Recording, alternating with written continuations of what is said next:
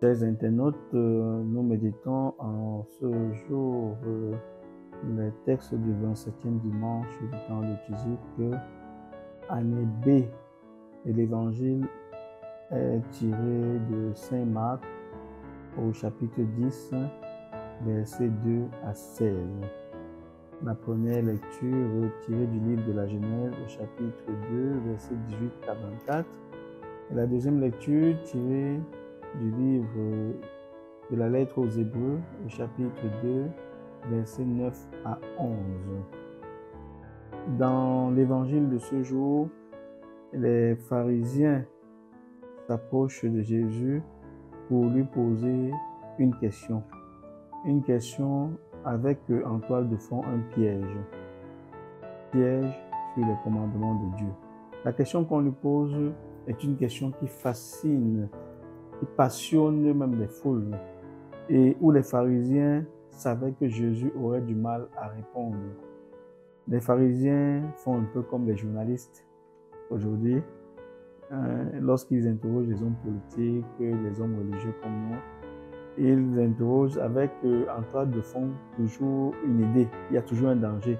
Ce n'est pas toujours pour savoir ce qu'ils pensent, c'est juste pour dire ensuite, vous tous avez entendu ce que le prêtre a dit, vous avez entendu ce que l'homme politique là a eu à dire, et on vous avait bien dit, maintenant vous-même tirez vos conclusions. Donc c'est avec cette toile de fond que les pharisiens s'approchent de Jésus pour lui poser le problème du divorce. Le divorce. Si Jésus dit qu'on peut divorcer, il va se mettre à dos les uns. S'il dit qu'on ne peut pas divorcer, il va se mettre à dos les autres.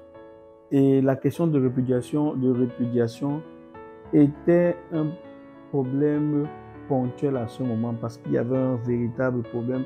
C'était dans le contexte sociopolitique de l'époque. Il y avait un cas qui était sous la main et qui avait valu la mort de Jean-Baptiste.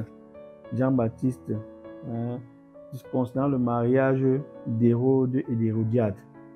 Il y avait certains partisans qui étaient. Nous rappelons que Jean-Baptiste était contre le fait que Hérode ait répudié sa femme, sa première épouse, pour épouser Hérodiade. Et celle-ci a même quitté son époux pour aller prendre Hérode. Donc, il y avait ce problème. Et l'enseignement de Jésus, si elle remettait en cause la répudiation, c'est clair qu'on devait dire qu'il s'oppose clairement à Hérode.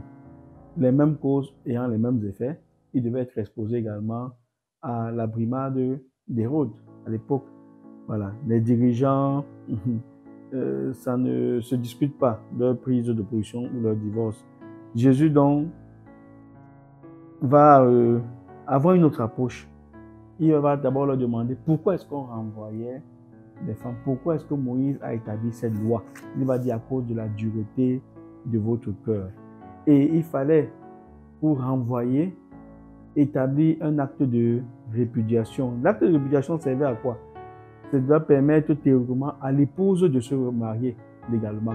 On le voit dans Deutéronome au chapitre 24, verset 2.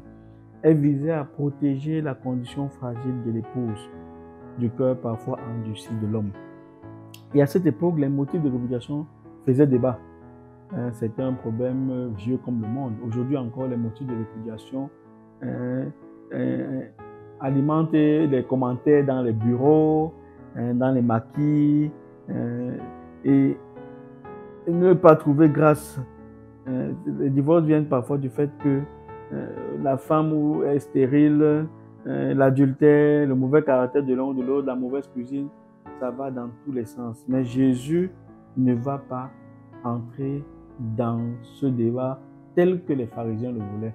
Jésus va nous remettre sur les valeurs ou la valeur originelle du mariage. Quel est le projet originel du mariage? Et on l'a lu dans la première lecture de ce jour.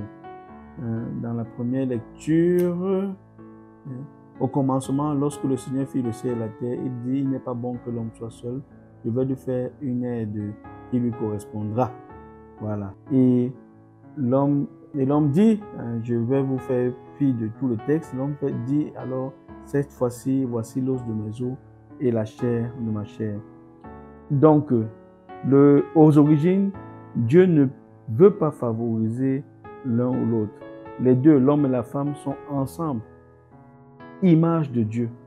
Jésus les renvoie au sens théologal du mariage, où le mariage n'est pas défini en termes de contrat. Ce n'est pas un contrat légal, mais une union d'attachement. La lettre de répudiation de l'homme ne saurait se substituer au projet initial de Dieu. Sans donner tort à la loi ni la remettre en cause, Jésus redéfinit justement le projet initial. Aujourd'hui, à cause de la dureté de notre cœur, à cause des problèmes de cohabitation, on trouve des motifs pour se séparer de l'une ou l'autre personne. Mais ne l'oublions pas, cela vient du fait que nous sommes des êtres fragiles, et parfois nous décevons. Mais lorsque nous unissons le projet initial, le projet originel, c'est que nous y restions pour toute la vie. Que ceux qui vivent cette situation de divorce, de séparation, avec toute l'amertume, ne se sentent pas abandonnés par Dieu. Mais que ceux qui vivent également ce mariage, malgré les difficultés, qu'ils essayent de supporter en se disant le projet originel de Dieu, c'était qu'on puisse rester ensemble. Sentez-vous encouragés et supportez-vous les uns les autres. Que le Seigneur nous bénisse au nom du Père, du Fils et du Saint-Esprit.